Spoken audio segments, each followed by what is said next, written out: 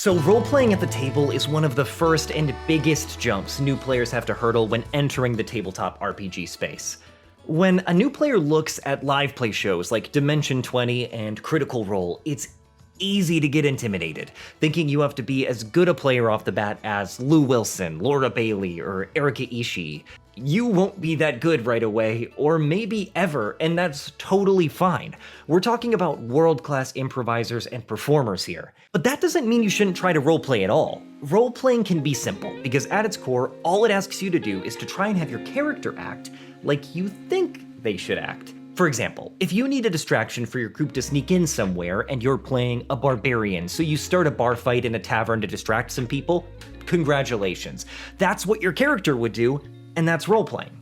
However, with those lofty examples of role-playing greats hanging over us all, you may eventually want to upgrade your roleplay to a higher level. And to help you do that, I'm going to give you 7 tips for things you can do to improve right now. If you find any of these tips helpful, I'd encourage you to like, subscribe, and maybe even share a few of these tips with your fellow players. Alright, let's crack into it. Number 1, understand your own character. On your character sheet, you'll find space for alignment, personality traits, ideals, bonds, and flaws. Filling these out yourself or using rolling tables are a really good way to help you round out the idea of who your character is. Alignment lets you know how your character prefers to solve problems, within the system or without, selfishly or selflessly. It's a quick hack to making morality decisions. Ideals let you know your character's driving force. What's their reason for being where they are, doing what they're doing? Bonds are the people or things your character would fight for, and flaws are essential, giving your character something to improve on over time, or something that eventually claims them in the end. As you grow as a role player, you may eventually skip looking at the roll table for these and generate your character on your own as you write your backstory. But even as an experienced player, I often roll on these tables to see if maybe I can add another element to my character that I wasn't expecting. If you're ever struggling to decide on what your character would do, make sure you have another look at this section on your character sheet. Having a good grasp of who your character is, what your character is fighting for and fighting to overcome will make it easier to step into your character and make decisions that they would make. Number 2, separate you speaking as a player with in-character speaking. This does not mean accents. Don't be afraid. It just means separating the way you speak to your friends around the table versus how your character speaks to their characters. Your character's voice could be low and slow, or fast and all over the place. The reason this is helpful is that it allows you to step down from this bird's eye view of the events going on and truly enter a scene as your character.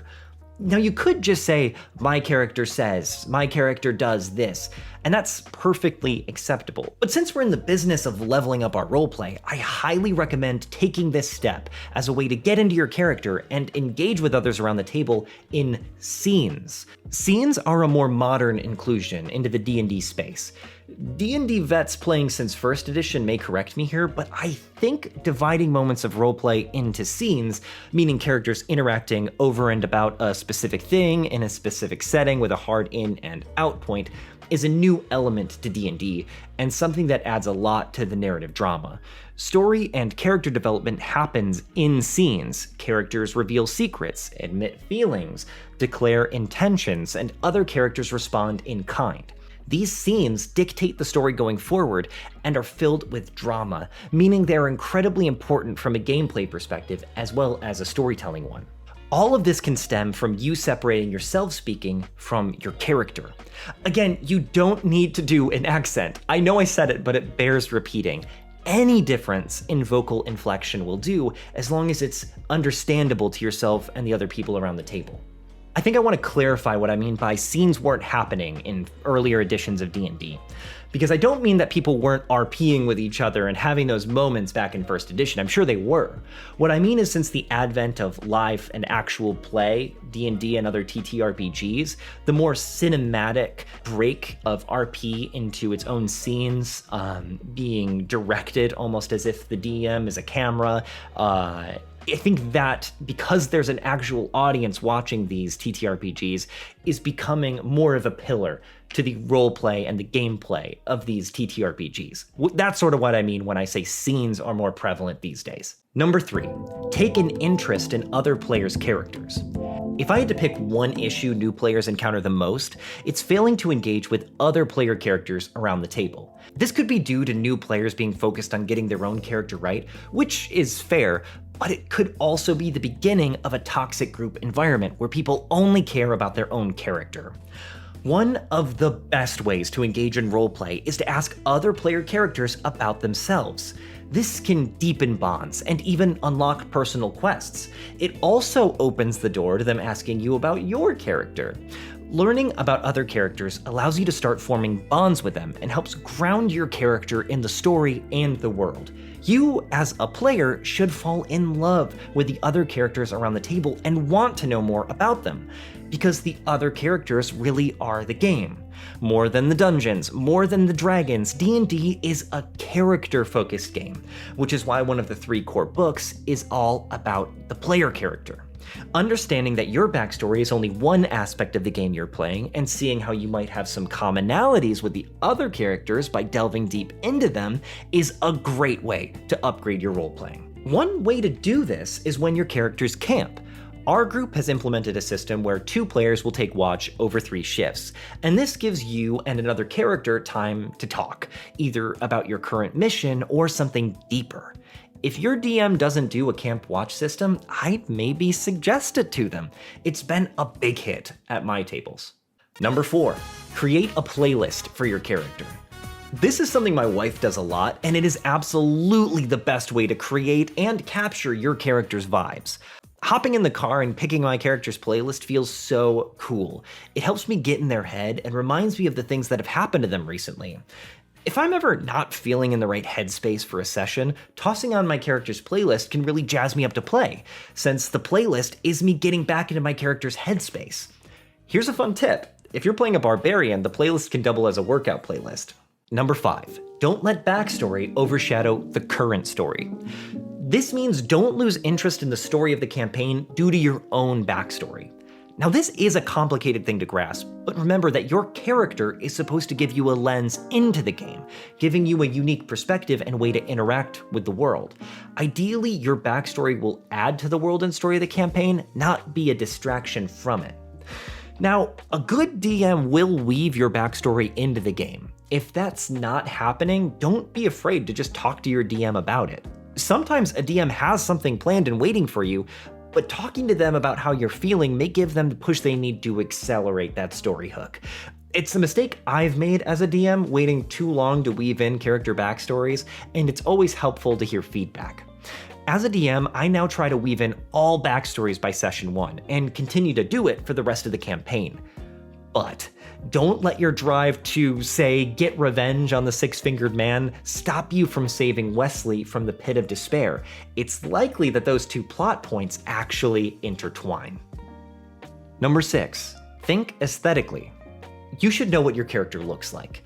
It can be helpful to imagine what clothes they wear, what their color palette is, how they style their hair, what jewelry do they put on, what do their armor and weapons look like, how do you flavor the look and feeling of their spells. Thinking about this can really help firm up your character and helps you when describing the actions they take, as well as how they operate in certain areas of the world. A swashbuckler who always dresses fancy will fit in better in proper society than a barbarian or ranger covered in rags and the mud of the road. Thinking visually really helps you decide how your character would feel in different scenarios and help inform your roleplay. Number 7, take notes during the game. As the game progresses, you're going to meet so many different characters, factions, monsters, and realms. It's a lot to keep in your head. As you play, taking notes will help you bring those things back up when they're relevant or useful to your party. This not only helps you progress through the game, it helps your character feel like a member of the world, someone living in it and experiencing it, not just looking at it like a passive observer. Just because that Duchess was simply a quest giver who you helped return some missing jewelry to doesn't mean that's the end of your interactions with her or her influence on the world. Maybe you need to infiltrate a fancy party, and you have in your notes that you did this Duchess a favor, and she's on the guest list. Well, thanks to your careful note-taking, you can call in that favor, and now you have a way in. If you don't have a record or remember something happening in the game, it can be like it never even happened, which really flattens the overall experience. Note-taking is a great way to upgrade your roleplay and have a much better time in the world of your campaign. You know, since you were good and you stayed through the whole video, here's a bonus tip for you. Number 8, always find reasons to stay with the party. This is a group game, not a solo one. If you're starting to think your character would want to leave the party, try to find a reason to stay if you can. If you're having trouble, talk with your DM about what those reasons might be. Lay out how your character's feeling at the moment with the reasons that they might potentially want to leave. If you can't find a reason to stay, you may have made a mistake when creating your character, or something happened in the story that just makes it make more sense for them to go their separate ways. It's okay if that happens. Sometimes that's just how the story goes. But remember that you are retiring that character. You aren't about to go start a solo journey. The decision to leave isn't always the wrong one, but I'd really try to avoid that as a player since it can suck to lose all the connections you and your fellow players have built together over the course of the campaign. But I have had a player do that with one of their characters before that wasn't really working that well with the party, and the new character they brought in worked way better, so sometimes that is just the move. I just encourage you to exhaust all your other options before pulling the ripcord. Thanks so much for watching, and special thanks to my patrons for helping support the content I'm bringing to you. If you're interested in supporting the channel, I have a Patreon that gives you access to a D&D supplement called the Codex of Contagion that reworks diseases in D&D. If that sounds cool to you, I encourage you to check it out. My name is Ben DeHart, and the journey to better roleplay starts with a single step. And you, my friend, are taking strides. See ya.